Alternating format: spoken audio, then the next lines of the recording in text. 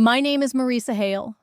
I'm 38 years old, and I can still hear the echo of my supervisor's voice cutting through the silence of that Atlanta boardroom. Everyone on this team brings value except our problem in client strategy. He didn't need to say my name. 30 people turned their heads toward me as if on cue.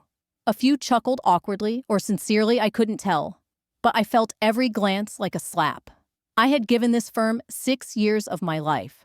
6 years of arriving before sunrise and leaving long after the janitorial staff finished.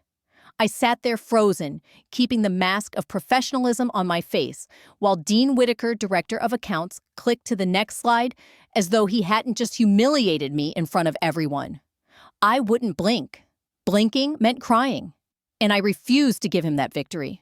But before I go on, let me ask, have you ever been dismissed, overlooked, or had someone else take credit for your work? If so, what I'm about to tell you might sound painfully familiar. This isn't just my story. It's about what happens when the wrong people climb the ladder by stepping on the right ones. What came next didn't just shift my career, it redefined how I saw power and loyalty.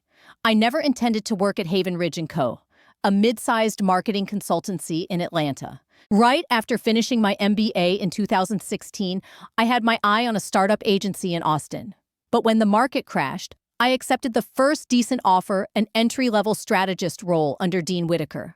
He seemed charismatic enough. He wore Italian suits, quoted Sun Tzu in meetings, and had a way of making executives feel flattered and heard. "We're building something different," he said during my interview, locking eyes with manufactured sincerity. "Success takes sacrifice." And I believed him. So I worked weekends. I built campaigns he claimed credit for. I waited for my time to come. It did, but not the way I imagined, and certainly not the way Dean expected. Their CFO, Judith Lorman, had a reputation for being nearly impossible to impress. For months, Dean had tried to land a meeting with her to pitch our services. Every attempt met with silence. "It's a dead end," he grumbled one afternoon in the Atlanta office. "Her gatekeepers eat junior staff for breakfast." That night, I stayed late doing my own digging. I discovered Judith volunteered every Thursday evening at a community literacy nonprofit across town. The following week, I signed up. We spent hours sorting donated books together, chatting about education, childhood reading habits, and eventually business. "You're with Haven Ridge?" she asked, brows raised. "We've been reaching out," I said gently. "But I understand if now's not the right time." She tilted her head. "Dean Whitaker's firm. His pitch emails are confident." "Confidence has its place," I replied, "but I find listening works better." 2 days later, Judith requested a meeting with me present. I told Dean, and his face lit up like he'd just closed $1 million deal. "I knew persistence would win out," he said, already mapping out how he'd present the numbers. "I'll lead. You can take notes." The meeting went better than he expected, but not for the reasons he assumed. Judith asked me every key question. When Dean tried to steer the conversation, she gently redirected it back to me. By the end, she made it clear she wanted me as her primary contact. Dean agreed, smiling through gritted teeth. In the elevator afterward, his tone shifted. "What did you do? How do you even know her?" I told him about the volunteer work. "That's borderline stalking," he snapped. "It's not professional. It's relationship building," I said, and it worked. The next day, Dean informed me he'd decided to remain Judith's official point of contact. "It's cleaner on paper," he said. "You understand?" I did understand. Perfectly. That night, I began building something of my own. A discreet contact list with my personal number and email. For after-hours needs, I told clients, and they used it. Nights, weekends, holidays. Over time, I became their go-to. Dean had the title, but I had their trust. To Dean and upper management, I was the reliable but replaceable client strategist, the person who handled logistics and kept things tidy behind the scenes. But to our clients, I was the one who actually solved their problems. The internal system listed Dean as the lead on all our top-tier accounts. The truth looked very different. 17 of those clients had my personal number saved. 15 hadn't spoken directly with Dean in over a year unless I was present. And a dozen had openly told me they stayed with Haven Ridge because of my involvement. Meanwhile, Dean raked in quarterly bonuses for outstanding client retention. But I wasn't the only one being erased. My colleague Jeremy designed an entire rebrand campaign that Dean claimed as his own during an industry panel. Tara built a forecasting model Dean proudly presented to the board as his latest breakthrough. Malik led a brilliant recovery after a client-side data breach, and Dean turned it into a war story with himself at the center. We talked over late-night drinks, all of us the forgotten hands behind Dean's image. But we kept our heads down.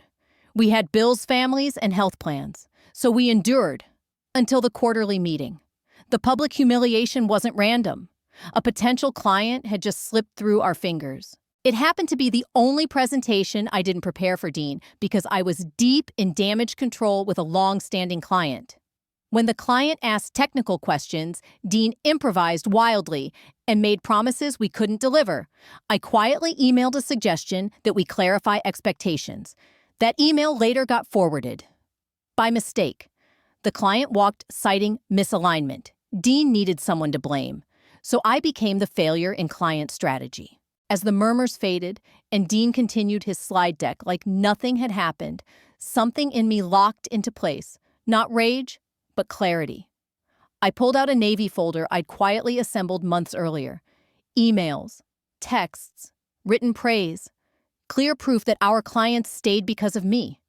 I walked to the front, placed the folder on the table. For the board's review, I said. Then I walked out without my laptop, without my phone. Just my dignity. Those belonged to the company. I had backups of the important files stored safely.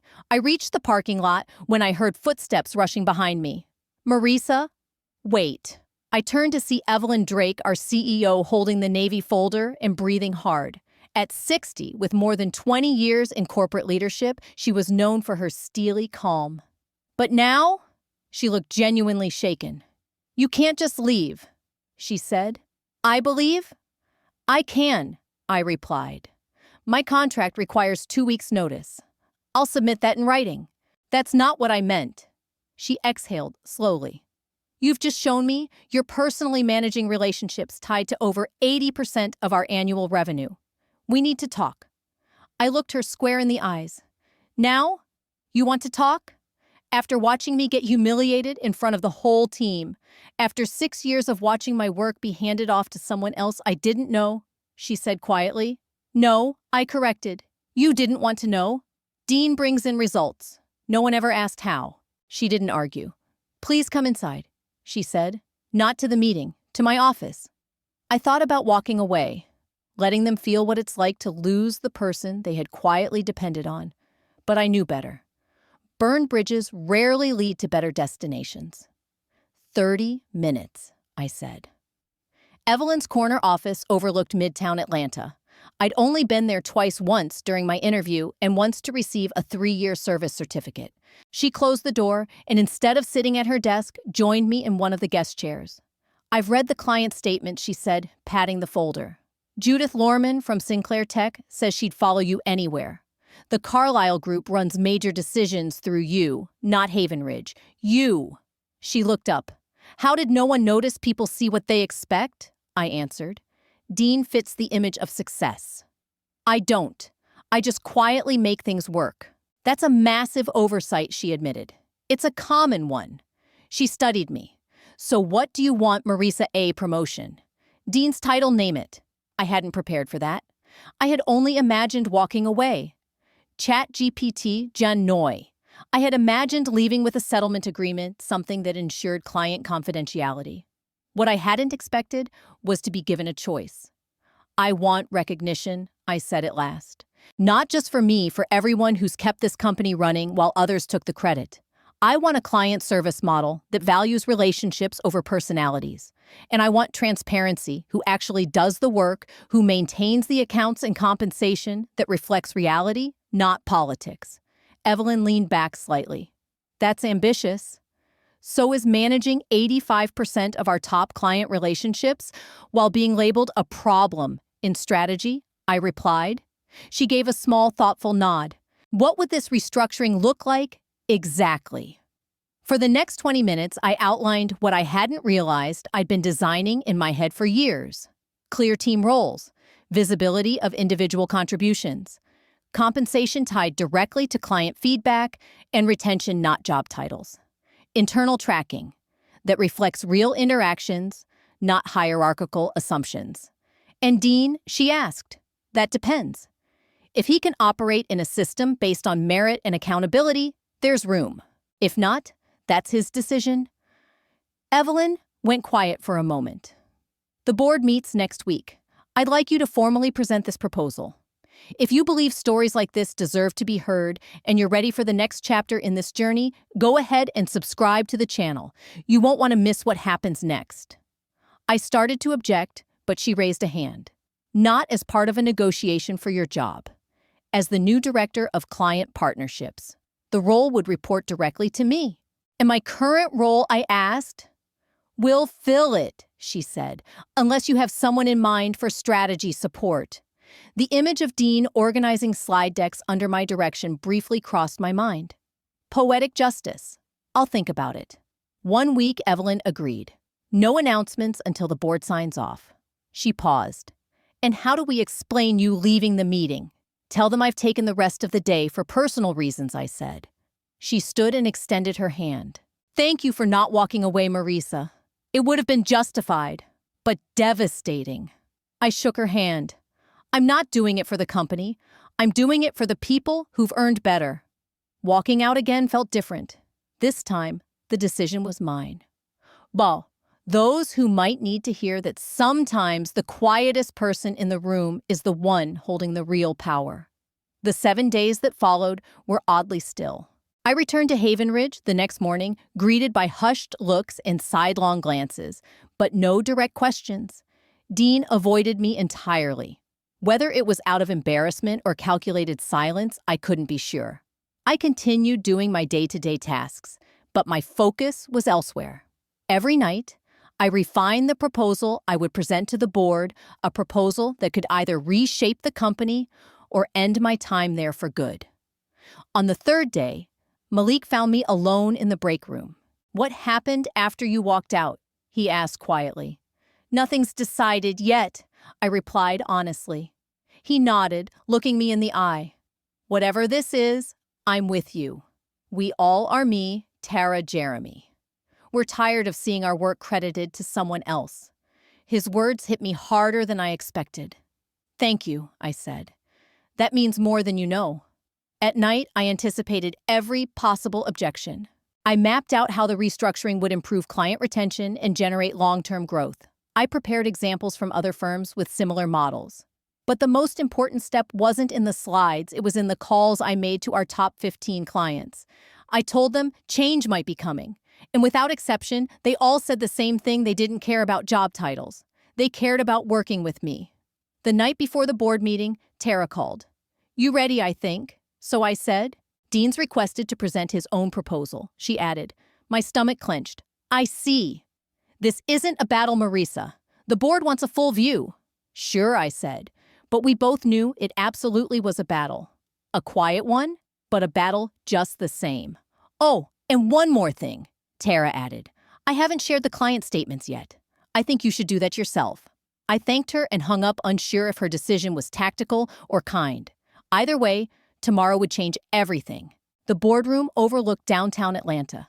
10 people, one turning point, plus Evelyn Drake and our corporate counsel. Dean was already seated when I walked into the boardroom, his expression unreadable. Evelyn gave a short introduction, then turned the floor over to me. Ms. Hale has proposed a restructuring of our client partnership model, she said. Given her direct involvement with our largest accounts, the board has agreed to hear her proposal in full. I connected my laptop to the projector, took a steadying breath, and began. For the past 6 years, I've witnessed a growing disconnect between how we present our client services and how we actually deliver them. I let that settle before continuing. That disconnect doesn't just create confusion. It weakens client trust and undervalues the people who make our success possible. For the next 20 minutes, I walked them through the model I'd built. I compared formal titles to real responsibilities. I presented client feedback data showing a direct link between satisfaction and consistent point-of-contact support regardless of seniority. I demonstrated how our existing system, led to miscommunication delay and credit misalignment. Then came the turning point. To illustrate the actual dynamics, I said each of you has a folder containing email threads, text, transcripts, and written endorsements from our top 20 clients over the past year. They opened the folders. As they read, I watched their polite curiosity shift to focused attention. These weren't vague compliments. They were clear acknowledgments that clients saw me as their lead contact despite systems listing others. This isn't about me, I said. It's about ensuring that our structure reflects reality and that recognition aligns with contribution. The room was silent for a beat. Then, Elias Montgomery. The board chair cleared his throat. This is eye-opening, he said. And troubling. Mr. Whitaker, your response. Dean stood calmly and adjusted his tie. To my surprise, he didn't deny my claims. Ms. Hale brings valid concerns, he said, but her analysis misses key strategic points. He clicked to a slide showing client acquisition metrics. Retention matters, but growth depends on vision. Our current model enables specialized roles. Some initiate relationships, others maintain them. In his world, he was the rainmaker. I was just support. Knowing a director oversees their account even if they regularly communicate with coordinators for day-to-day tasks. Dean continued in that tone, acknowledging my points while subtly reframing them to preserve the hierarchy that kept him on top. He was smooth, even strategic, and I noticed a few board members nodding along. When he finished, Chairman Montgomery offered a neutral thank you and asked us both to wait outside during deliberation. Out in the hallway, we stood in awkward silence until Dean finally spoke. Nothing personal, he said. It's just business. I met his gaze. That's the problem, Dean. Everything in business is personal. That's what you never understood.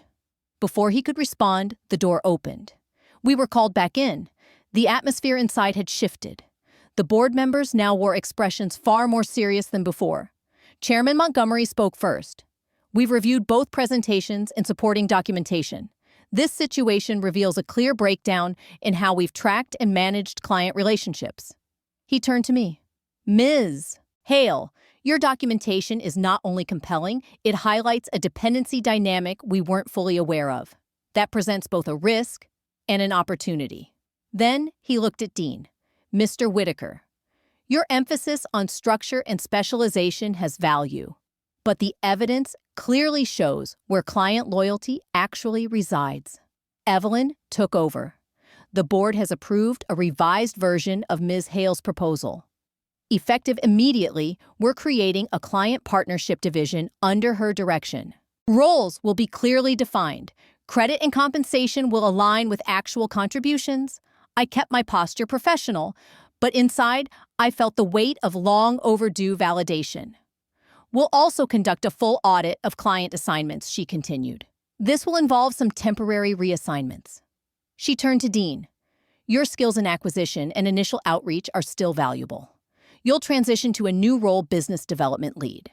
All new accounts will transition to the partnership division after onboarding. The title shift was subtle. The message wasn't. Dean would no longer manage existing clients or claim credit for maintaining them. His jaw tightened, but he didn't speak. The board expects full cooperation, Montgomery added firmly. We'll review progress in 90 days. Outside the boardroom, Evelyn pulled me aside. We need to announce this today, Evelyn said firmly. The entire staff should hear it directly from leadership, not through whispers and speculation. 2 hours later, everyone at Haven Ridge gathered in the largest conference room. Tension hummed through the air. Company-wide meetings without warning usually meant layoffs or seismic shifts.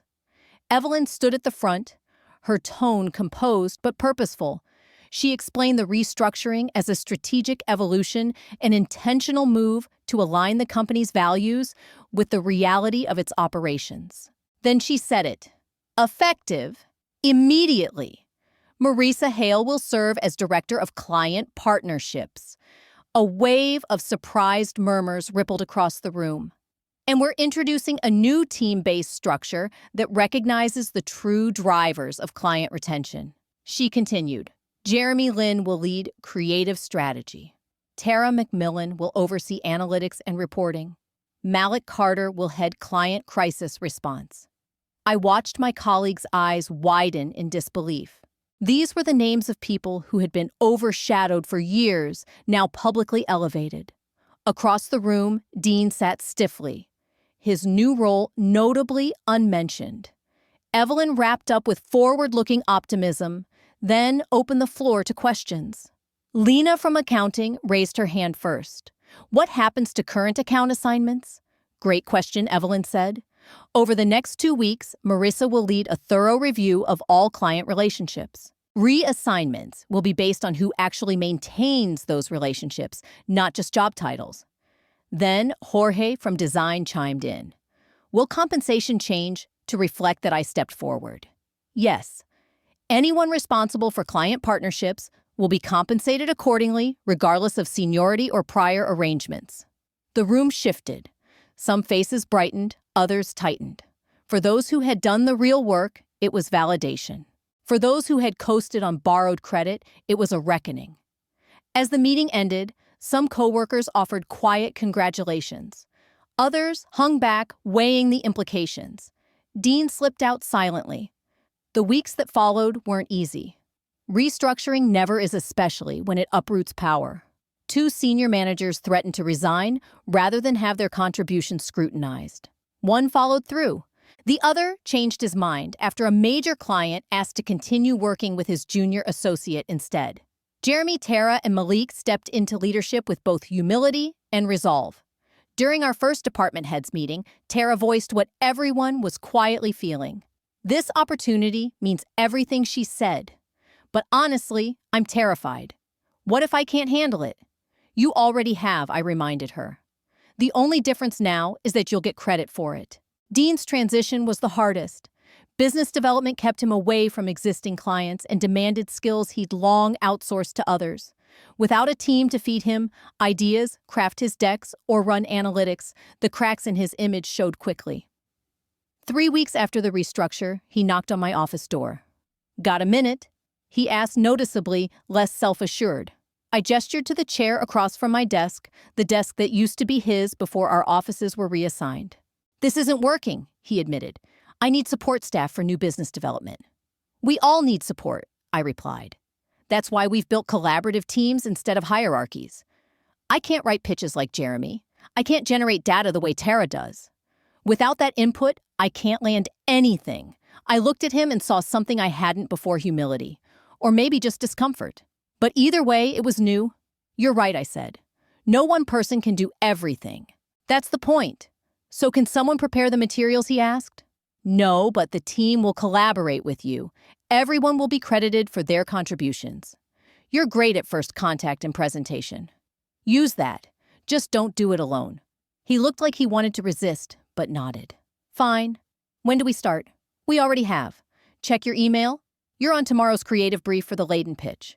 Everyone's role is defined, including yours. He left quietly. I sat there for a moment, thinking about how far things had turned. There was some satisfaction in it, sure, but also clarity. This wasn't about watching Dean fall. It was about building something better, where credit matched contribution. The client audit confirmed what I already suspected: most of our high-value clients were loyal to the people who had never been seen. We adjusted compensation accordingly. Our CFO flinched until I showed him how our retention metrics were climbing fast. Client satisfaction scores climbed by 22%. Staff turnover dropped to the lowest it had been in years. 3 clients that had quietly been exploring other agencies signed multi-year renewals. The most unexpected development: Dean began finding his footing. Without the pressure to perform as an all-knowing figurehead, he leaned into what he was genuinely good at: opening doors and making first impressions. His first successful client acquisition under the new model wasn't massive, but it was meaningful for another reason.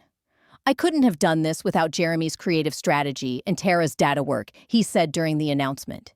Hearing that from Dean, I hadn't expected it.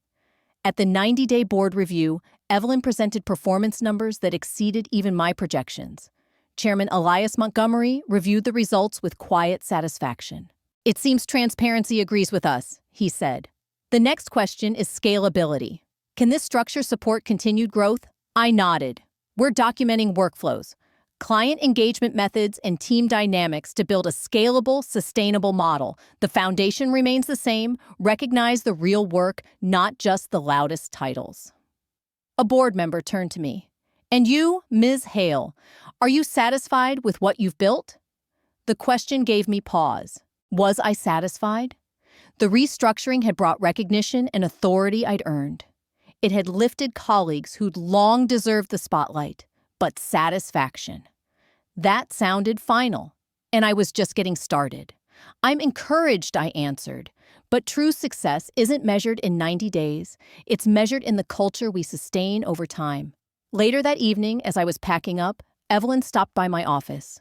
The board's impressed, she said, especially with how you handled Dean. They assumed you'd push him out. That was never my goal, I replied. Removing him wouldn't fix the real problem. She leaned against the doorframe. No, but it would have felt good. I smiled. More satisfying to watch him adapt and thrive without stepping on anyone to do it. That's gracious. It's strategic. I've got better things to spend my energy on. She nodded. We're greenlighting the West Coast office. I want you to oversee client transition. She straightened. Consider it official. After she left, I sat quietly. Same desk, different story. The transformation hadn't come from confrontation or some grand takedown of those who dismissed me. It came from truth, quiet, consistent truth, and the creation of a system where truth finally mattered. 6 months after that pivotal board meeting, I stood at the podium during Haven Ridge's annual company gathering, preparing to present our record-breaking numbers. As I scanned the room, I saw something remarkable, a company reborn. Tara was confidently briefing new analysts. Malik mentored junior crisis leads with calm assurance. Jeremy reviewed fresh creative portfolios with his now expanded team. And Dean. He sat with the business development group, no longer posturing, but actually listening, really listening to a junior rep's idea. When Evelyn introduced me, the applause felt real, not polite, not obligatory. I stepped to the mic and took a breath. 1 year ago, I sat in this very room thinking my work would never be recognized. But I've since learned something important. Success isn't about personal glory. It's about building systems where everyone's contribution counts. I walked through the metrics, client retention, profit margins, year-over-year growth. But none of those numbers meant more than this. One, employee satisfaction is up 58%, I shared. Not because we offered perks, but because we started recognizing people for the work they actually do. Afterward, as conversation buzzed and drinks flowed, Dean approached. That was a great presentation. He said the words visibly uncomfortable for him. Thanks, I replied. I've been meaning to say, this new structure works better than I expected. Coming from him, it was monumental. It works because we all contribute where we're strongest, I said. Including you. He nodded. The Meridell account, we couldn't have landed it without the team. I made the intro. Jeremy nailed the visuals. Tara backed it with the numbers. And you closed it. He paused. I was wrong about you. About everything, really. It wasn't quite an apology, but from Dean, it was as close as I'd get. Later, Evelyn joined me by the windows. The board wants to name you Chief Client Officer, she said. Seat at the table. Policy, not just execution. I kept my composure. Let me review the offer. She handed me the folder. Inside equity board status and triple my current salary. My phone buzzed. A text from Jeremy Dinner to celebrate. I smiled. Not because I'd beaten anyone, but because I'd built something better. Something fair. And that's the real win. If you've made it this far, I want to thank you for listening, not just to my story, but to the quiet voice inside yourself that says, you deserve better too. I know what it's like to give your all behind the scenes, only to be overlooked, underestimated, or dismissed as support staff. So if any part of my journey resonated with you, I'd love to hear from you in the comments. Share your story, your moment of strength, or even the time you almost gave up. I read every comment, and I know firsthand how powerful it is to be seen. Your words might just give someone else the courage to keep going. And if you're wondering what to take away from all of this, let it be this. You don't need to shout to prove your worth. You don't need revenge to find peace. Sometimes the most powerful thing you can do is build something better, quietly, consistently, and on your terms. So keep the receipts, know your value, and never stop creating space for fairness, not just for yourself, but for others too. If you believe in that kind of change, subscribe to the channel. We're just getting started.